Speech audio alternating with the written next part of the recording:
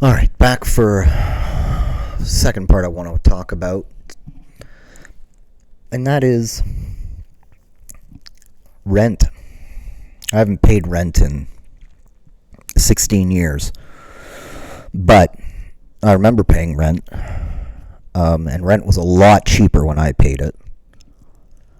But rent has gone crazy in Canada, and crazier in places like Toronto and Vancouver. But I know Montreal has gotten extremely expensive. Calgary. There's a lot of places where it's much more challenging now for people looking for a modest place to live, a decent place to live. It's much more challenging to find a place now. There's a couple of things that have happened here to make this happen. I kind of divide it into three chunks. I think there's been certain talking points from people more on the right of the political spectrum saying that housing has been impossible to build.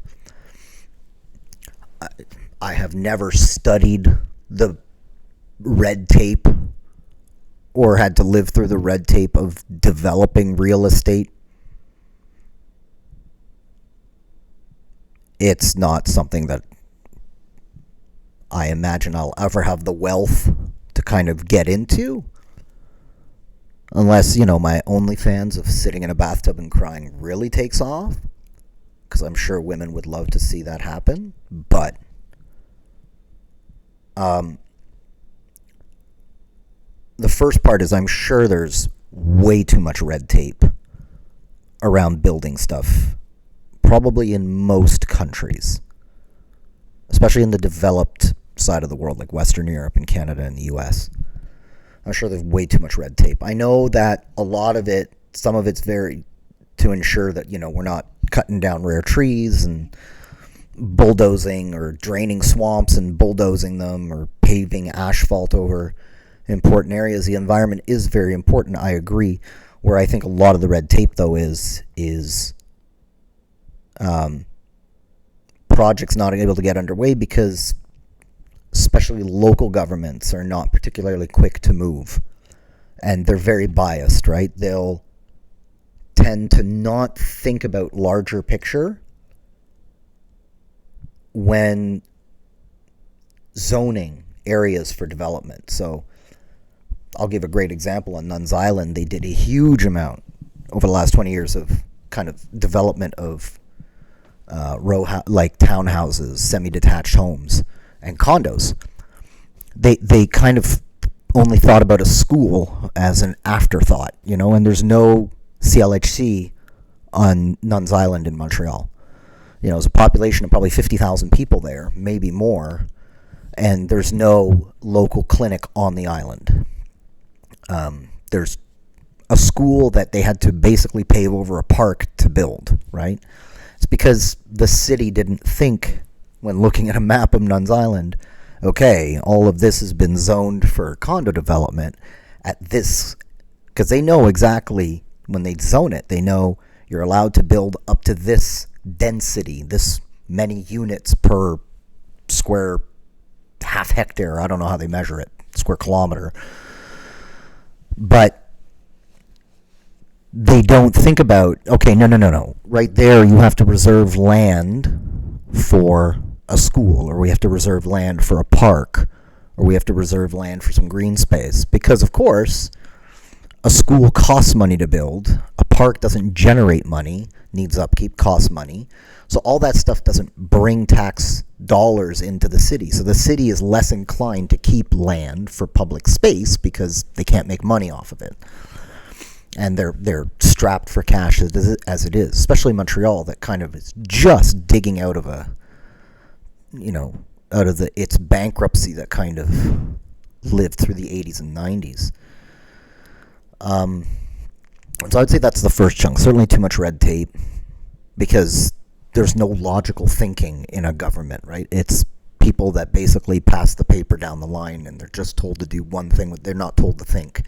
They're told to do one thing with the paper, put the stamp, and move it along. Make sure it stays on your desk for at least a month so you look like you're busy. Please take your 3 hours of unionized breaks a day. I think the second part is that there's other parts of the world where people are trying to leave, or at the very least, they're trying to keep the money they've been able to make in those other places out of those places, because maybe those places have a government that would consider it normal to seize the money you've made and say now it's the government's money. So they can't exactly keep cash because their government can seize cash. They can't buy things like market investments like stocks and bonds, because again, it's just an account number. Your government can seize that. But land, you can't seize land without an army. So they buy land. And those places are very populated, so there's a lot of people that, even if a small, very small percentage of their very large population invests the money that they have in Canada, that means, because Canada has a very small population and not a lot of housing, that eats up a lot of housing as it is. I know that Vancouver had that problem and Toronto has had that problem. Montreal less so, just because, again, weirdly enough, being francophone makes it that most parts of the world are less comfortable with French than they would be with English. So they would tend to pick an English community first where they can at least have a passing ability to communicate, whereas French, they'd have to completely learn the language, and that's a different challenge. But now Toronto and Vancouver are so expensive that Montreal is getting bought into. So again, foreign investment, that limits housing. There's another part of foreign investment in that the Western world, Canada, not so much directly, but certainly America directly, has been fighting proxy wars. And I would argue I talked about the billionaires on the last stream of consciousness. I personally think a lot of the strife in the world is not really government against government. It's billionaires against billionaires. American billionaires against Russian billionaires against these billionaires against those billionaires. Jockeying for control of the world. But there are people that have been forced to flee because while the billionaires fight, real bombs drop. And their homes have been destroyed and they've been displaced and their families have been killed or captured or whatever the case may be. There's a lot of... This is probably I don't know if... I'd have to think. In my lifetime, this might be the period of the greatest global unrest that we've lived through. And where do those people go once their houses have been destroyed and their countries are nothing but ruin? They have to leave. You can't sleep outside and wait for the buildings to be built back up, especially when the bombs are still dropping.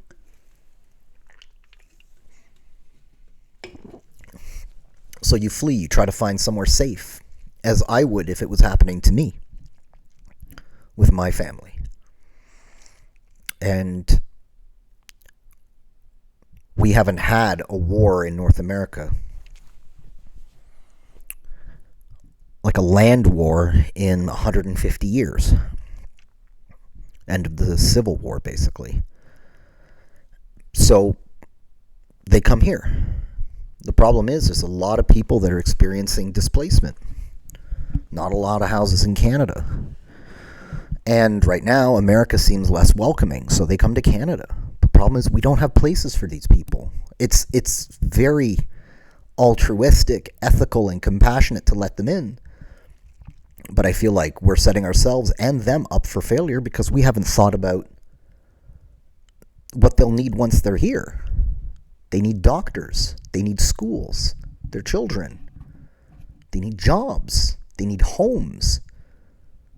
We can barely give the people that live here that. Most people don't have a doctor here.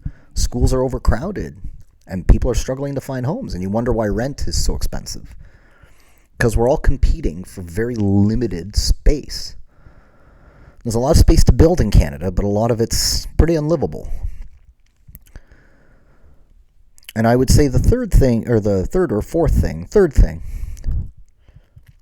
is dumb people doing dumb things with their money. Some people did manage to put together a bit of scratch over the last decade, and certainly since the pandemic. They saved money. They maybe decided they don't like to travel that much, and since decided maybe we take our savings and we put it into property. Because as everybody had always said, property never goes down in value. If you have $10 million and you buy a couple of properties at $500,000 each and you buy them cash, rent is just gravy. You're buying them cash. There's no mortgage. You have a bit of upkeep, but rent is pretty much just passive income. If you have $100,000 and you have to take out a $400,000 mortgage to buy your property, and that mortgage payment's $3,000 a month, and you have sunk all of your savings into that down payment, and that doesn't count insuring the property, condo fees, repairs and maintenance fund, like putting a bit of money together, saving a bit of cash on the side in case, the plumber needs to come or the electrician or whatever to fix something. Add all that together and you've got a $4,000 a month piece of property that you have to live with. And you don't necessarily have the cash you don't have any cash left in reserve because you put it all into that down payment. You don't have any cash left in reserve to finance the property unless you're collecting more than $4,000 a month from it. So now you see where the rent comes from. Everybody says landlords are being greedy. Some of them certainly, especially the corporate ones, right? That are buying these properties en masse. But even them, they're being run by finance guys like me that say put the minimum down, take the maximum mortgage, offset the interest cost with the rent. And it's basically we'll wait for it to appreciate. Think super long term. The problem is that they're then asking people to pay $3,000-$4,000 a month in rent. People can't afford that. The median income in Canada is $50,000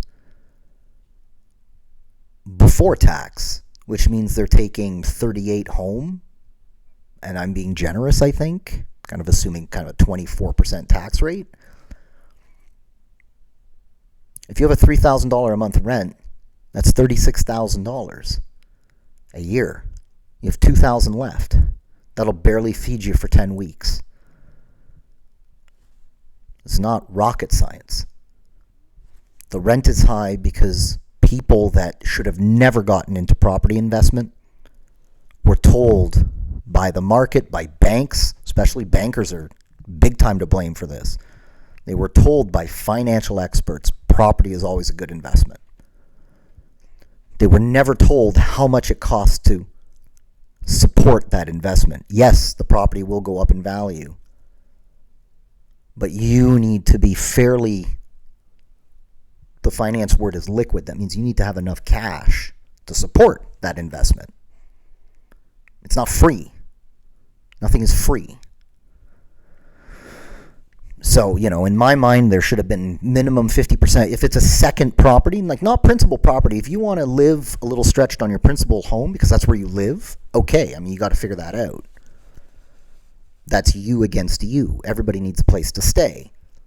But if you're investing into a second property, there should have been really, really tight stress tests. 50% down payment, a certain level of income such that you're putting money away every month without the rent to be able to support that property. Should it sit empty for a year, for instance? It seems like none of that was done because now people are paying $3,000, $3,500 a month in rent, and that's normal. And it would have never been considered normal when I was paying rent. I remember having a 2-story apartment in downtown Montreal in 2007 for $1,200 a month, and that was expensive, and I was considered insane. Nothing has changed on the sanity front, but that was a fancy apartment for where I lived. And especially for my means, I lived with a roommate, but still, for my means, it was considered pretty fancy. But it was a huge building owned by a huge company. So yeah, banks and finance people let this happen. They let people that had no business getting into real estate investment get into it. Then they're all terrified that they're going to lose their shirts because they don't have the cash to support the investment. And so of course they got to charge $3,000 a month in rent. I mean, the simple answer is let them go bankrupt. But the problem is, if you let all those little people collapse, first of all, there would be massive foreclosures, not only on their investments, but on their actual homes. And the second thing, who would buy all those properties in a fire sale? The very wealthy or big companies. And then suddenly we're stuck with the same problem, in that if very few people control most of the land, they're not going to give it away. They're going to squeeze every dollar out of it as they can. So, it's I don't know, a left-wing person would just be like, let's put together a crown corporation to buy out these properties and try to restitute investors and da-da-da-da-da. And we're poor government. We don't have that money to invest in those properties and have socially controlled housing or like rent-controlled housing. So I'm not sure. It might take altruism. Honestly, it might take a massive market correction. I mean, I know there are reports now that in Toronto, people have put down $100,000 on a $750,000 condo. So they took out a $650,000 mortgage, and suddenly they get told that the condo total value, because the condo bubble's collapsing or exploding or popping in Toronto, that condo that they were told by the developer cost $750,000 is now only worth $500,000. So they can't get their $100,000 back. The bank is calling saying, I'm not lending you $650,000 because the property's worth $5,000. I can't suddenly lend you an extra $250,000. So people are being told, find me $250,000 by the bank, so that the bank only finances the value of the property. It's called being underwater. That's what people say when they say, I'm underwater on this, because they owe more than what it's worth. It happens in cars too. So people in Toronto are now finding themselves underwater on property that hasn't even been built. And they're going bankrupt trying to find an extra $250,000 to deposit that they don't have. And they can't get their $100,000 back. It's sad. I mean, real estate needs to be done intelligently, and I think there needs to be a lot more control on it. The fact is, people are not smart. They're going to make decisions with money that they haven't fully done the math. Some of them do. It's not to say that everybody's dumb. I've known some friends that have made killings on real estate and have done very well in being able to know when to buy, when to sell, what to support, where to buy, and how to manage it. I think the job is a lot more challenging now because property is just that much more expensive. So I don't think there should be, I know there isn't as much real estate development going on, and there isn't as much real estate investment going on, but I think the stress testing, even if they've improved it since the housing bubble crisis of 2008, it should be improved even further. I think that the average person, no one, at no period in time was it ever normal to own 3 houses. Generally, people owned the house they lived in. They owned a car, and that was it. They worked. I won't get into the other side of things where wages have stayed kind of climbing at 2 or 3% a year, but housing prices have gone up 600% over that same period of time. Again, it's all because of the things I talked about. Anyways, it's sad because hardworking people are trying to find places to live, and hardworking people are being told that they can't afford a place to live, and that doesn't make any sense to me. We were all taught if you work hard, no matter what your stripe is in life, whether it's an entry-level job or something higher up in the career path, whether you're a tradesperson or a professional, everybody should be able to afford a place to live. Some place where they can rest their head and say, at least tonight I don't have to worry about this. I'm warm, I'm dry, and I'm safe. It seems like that we're not going in that direction. We'll see how it plays out.